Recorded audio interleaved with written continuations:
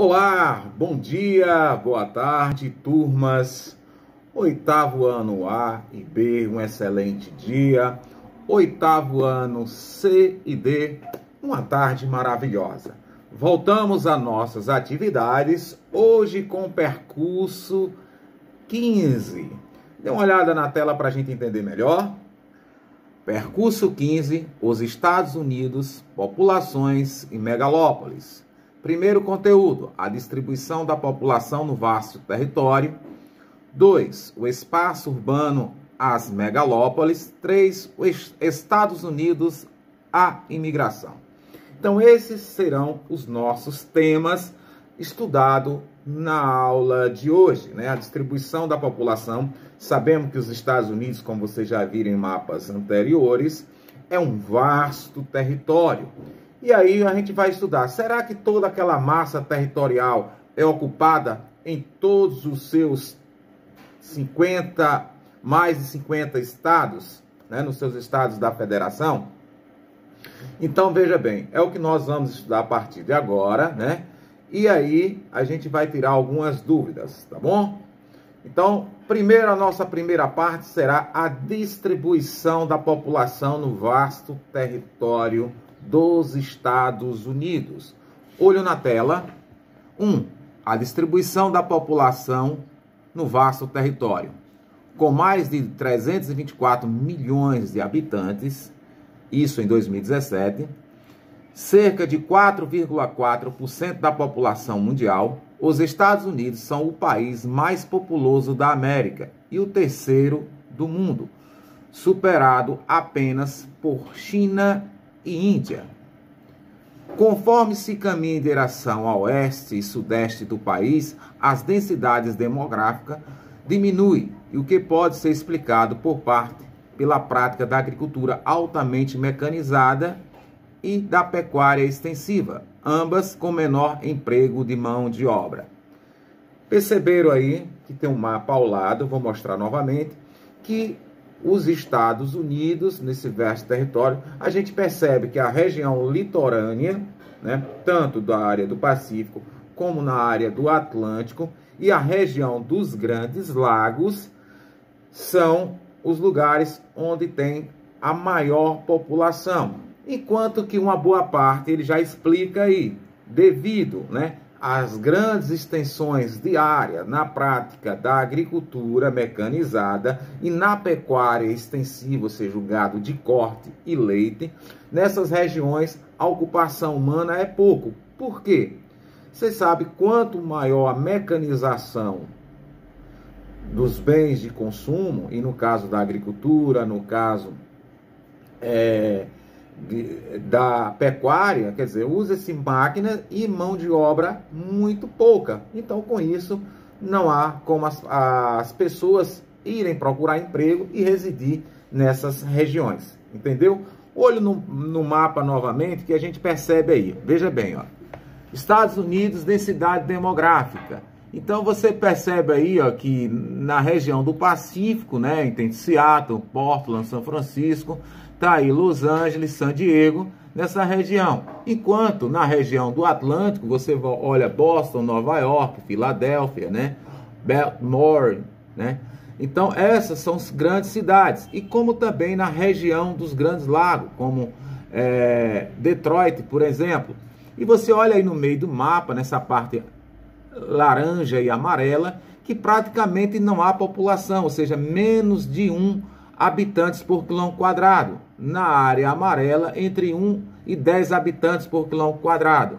Então, só para você ter uma ideia, né? Então, veja bem, isso é para você ter uma ideia que, embora o vasto território norte-americano, nessa massa territorial enorme, nem todo o seu território é ocupado. Até porque também nos Estados Unidos tem algumas regiões desérticas, né? Que nós já vimos em conteúdos anteriores, no clima, no relevo e na vegetação. Agora a gente está vendo a população e a gente sabe que lugares onde o clima é hostil, a população frequenta menos, a não ser para turista, né? Tá bom? Vamos para o nosso próximo tópico, que é o espaço urbano, as megalópolis, né? que são megalópolis? Mega já está dizendo, enorme, grande, né? Então, grandes são enormes cidades. Olho na tela aí para a gente entender melhor. 2. Espaço urbano, as megalópolis. Existem nos Estados Unidos cerca de 40 aglomerações urbanas com mais de 1 milhão de habitantes. Essa intensa urbanização acompanhou a fase de industrialização do país e deu origem a amplas malhas urbanas, resultante da união de várias metrópoles e centros urbanos secundários, cujos limites se interpenetram e formam um corredor urbano. Essas aglomerações recebem o nome de megalópole. Observe no mapa ao lado. Então você vê aí, ó, uma região na região de San Diego, a região de Nova York, a região de Chicago. Então tem nesse mapa aí com essas bolinhas rosa ou lilás, como queiram, né? Tem aí, ó, de 0 a 5, né, a aglomeração, e mais de 10 milhões, né? De 0 a 1 milhão, de 1 milhão e 100 a 5 milhões, de 5 milhões a 10 e com mais de 10 milhões. Isso forma essas metrópoles, né? Existem as metrópoles brasileiras, como São Paulo, que não é formado pela apenas uma só cidade, né? E aí vai as megalópolis, né? Que é a junção dessas cidades e os entornos delas, que é formado, né? Chama-se regiões metropolitanas, né? Então, por exemplo, tem cidades que têm cidades interligadas uma na outra, né? Quando ele foi interpenetrada, por isso que chama-se metrópoles, né? Ou seja, porque são enormes. Então vocês viram aí no mapa, presta atenção no mapa, na figura 23, no livro de vocês, né? Para entender ainda melhor. Então os Estados Unidos, ou seja, tem mais de 40 aglomerações urbanas com mais de 1 milhão de habitantes. Então é muita gente, né? Mais de 300 milhões. Se você tem uma ideia, o Brasil tem pouco mais de 200 milhões e o território também é bem parecido, né? O tamanho do nosso território. Lá, como tem regiões desérticas, aqui também, e regiões geladas, aqui temos as nossas florestas também, que dificulta a ocupação. Tá bom? E aí, nós vamos para as principais megalópolis dos Estados Unidos. Olho na tela aí, que eu coloquei 3. Olho na tela. Principais megalópolis dos Estados Unidos. Boston, a megalópole do Nordeste, né, que tem aí entre elas Nova York, Filadélfia, Baltimore, né, e também a Chips, a megalópole dos Grandes Lagos, né, que tem cidades aí como Cleveland e Detroit, além de Chicago. E a Sansa, a megalópole da costa oeste, né, que eu coloquei no mapa anterior, vocês viram, entre São Francisco e San Diego. Então, veja bem, essas 3 megalópolis, né, Boston, Chips e Sansa, não sei se essa pronúncia é mais correta, e essas cidades que eu citei, como no caso de Nova York, Cleveland, San Diego, São Francisco, né, Detroit, são cidades famosíssimas, não só pelo tamanho, também pelo cenário socioeconômico e possivelmente algum filme que vocês assistiram, né, nos cinemas norte-americanos, né, possivelmente já devem ter ouvido falar em algumas dessas cidades. Então essas são as 3 megalópolis, você presta atenção no livro de vocês que está mais detalhado, só coloquei elas e citei aí algumas dessas cidades, né. E aí vamos para o nosso terceiro tópico, professor. Estados Unidos, a imigração. Nós já vimos a questão da imigração na América Latina, agora também nos Estados Unidos, que é uma situação, né? Citei até 2 brasileiros que já tinham ido para os Estados Unidos, vou repetir novamente, o Elvis, o meu amigo Elvis da academia, e o saudoso Tony do Dólar, né? Que não está mais entre a gente, mas na época que eu dei a aula, ele ainda estava conosco, mas Deus achou que esse era o final do ciclo dele, e infelizmente ele não está mais conosco. Mas vamos lá para a nossa aula, olho na tela. Os Estados Unidos, a imigração. A enorme população estadunidense e formação de grandes metrópoles também estão relacionadas às levas migratórias, que desde a expansão territorial até os dias de hoje, caracterizam os Estados Unidos como o país que mais recebe imigrantes na história contemporânea. Veja bem, a história contemporânea. Então, os Estados Unidos é o país que mais recebe. Alguns pelos fatores econômicos, outros pela questão da tolerância, que não é lá tão grande assim, mas muitas pessoas vislumbram na América, como chamam, né, que é os Estados Unidos, uma fonte de vida, de ganhar dólares e enviá-los para seus países de origem, né, no caso, se for brasileiro, para o Brasil, que um dólar custa em média R$ 5,30, então ele ganha $1.000 lá, reenvia para o Brasil, que chega equivalendo aqui a mais de R$ 5.000, né? Embora que hoje o poder de compra está cada vez menor, mas ainda quem tem essa oportunidade de trabalho abdicam de tudo para ter uma vida melhor e mandar alguma coisa para as famílias. Então, além de outros que os Estados Unidos recebem muitos migrantes perseguidos de guerra, política, religiosa, e fatores que vocês já viram isso nas aulas anteriores, no estudo de imigração na América Latina, que as pessoas saem praticamente pelos mesmos motivos, né? E aí eu selecionei 2 aspectos, né, do que acontece nos Estados Unidos. O racismo e a lei dos direitos civis, né, que é um problema crônico nos Estados Unidos, que o racismo é muito presente. Olho na tela aí para a gente ver. O racismo e a lei dos direitos civis. A história dos Estados Unidos foi marcada pelo conflito entre brancos e negros. Em 1865, a abolição da escravatura não garantiu plenos direitos aos afrodescendentes, mantendo-a à margem da sociedade até o século XX. Apenas em 1965, a proclamação da Lei dos Direitos Civis, que estendeu os direitos democráticos a todos cidadãos nascidos nos Estados Unidos. O pastor Martin Luther King teve destaque a transformar a luta da população negra em movimento nacional.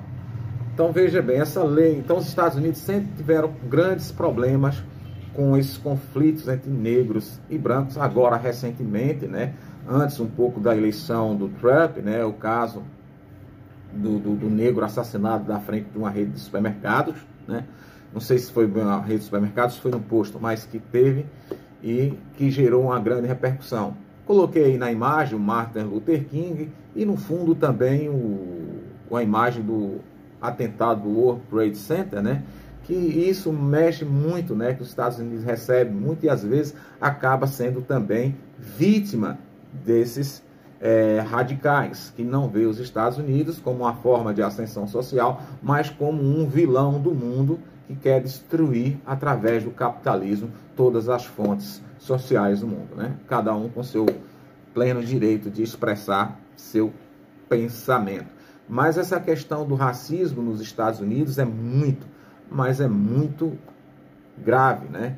Mas até que, enfim, recentemente, né, nos Estados Unidos, o Barack Obama se elegeu o primeiro negro dos Estados Unidos.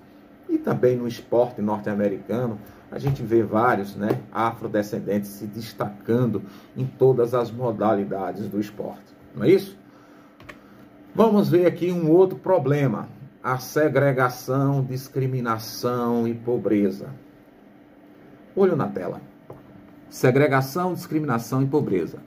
No espaço urbano das cidades estadunidenses, os guetos refletem a segregação socioespacial entre os diferentes grupos populacionais. Então, veja bem, muita gente vai para os Estados Unidos, quer entrar nos Estados Unidos achando que vai mudar de vida. Alguns mudam, né? Outros nem tanto, até porque os problemas sociais nos Estados Unidos são muito próximos da gente, né? Como essa questão da segregação, ou seja, separação, a discriminação, a pobreza, né? Como lá nos Brooklyns, né? Nos guetos, nas periferias norte-americanas, que é um pouco diferente da favela aqui do Brasil, mas a realidade social é a mesma. Então vocês podem prestar atenção nos filmes americanos, que é muito fácil e evidente você ver mendigos, ladrões, tudo. Então traficantes, então toda a realidade socioeconômica e até cultural lá é muito próxima, eu digo cultural, né, nesse aspecto da violência, né? É muito próximo da nossa realidade, né? Então lá nos guetos, né, nas periferias, é muito próximo com isso. As favelas lá são um pouco diferentes, mas a forma de vida e a deficiência de educação, a deficiência de saúde não difere daqui, né? Nós ainda temos o SUS, Sistema Único de Saúde, que muita gente quer exterminar. E lá não tem. Lá saúde é privada, né? Aqui ainda tem o SUS. Quem não tem condições de ter um plano de saúde ou frequentar um hospital particular, tem um SUS que você entra e o SUS salva milhões de vidas nesse país. Sem dúvida, né? É um órgão do governo federal que muitos, não sei porquê, que alguns do governo federal querem extinguir o SUS, né? Veja na tela novamente, por favor. Ó, esquema síntese dos Estados Unidos. Aí tem subúrbio residencial, zonas industriais e bairros marginais, centros de negócios, zonas industriais e bairros marginais, subúrbio residencial. Aí tem aí os Estados Unidos, parte das pessoas vivendo na pobreza total da população e por grupo de população em 2016. População pobre total dos Estados Unidos. Você vê aí no grupo, né, que chega até quase 8%. Hispânicos, né, que são descendentes de espanhóis, né, que vem do México, entre outros, que falam espanhol, que chega a quase 17% da população. Negros, que atinge mais de 10%. Asiático, um pouco menos de 10%. Brancos não hispânicos, ou seja, são migrantes que saem de outros países, que aproxima de 7% da população, e brancos que atingem, outros brancos que atingem a população de aproximadamente 7%, segundo esse gráfico, né? Então tem aí a fonte tudo direitinho do gráfico. Então veja bem, os Estados Unidos, né, é um país enorme, que é a maior potência econômica do mundo, que lá também tem uma disparidade social enorme, é um pouco menor do que a do Brasil, mas a gente percebe que o cara gasta não sei quantos bilhões para ir ao espaço, o dinheiro é dele, ele faz o que ele quiser, mas ainda tem pessoas que famintas, né, e mendigos também nos Estados Unidos. Não estou falando nem de Brasil, viu? Falando da maior potência econômica e militar do planeta, entendeu? Então veja bem, esse foi o nosso conteúdo de hoje, que ele está, da página 138 até a página, deixa eu rodar aqui, professor, 145, tá bom? Vou passar também uma atividade, qualquer dúvida eu estou aqui, se cuide, cuide dos outros, que o tempo requer cuidado de nós. Uma boa notícia, ontem nós zeramos os casos ativos de Covid-19 na nossa cidade, nossa querida Adustina, Bahia, né? Mas isso não quer dizer que nós devemos parar. Usem máscara, aglomere o mínimo possível, né?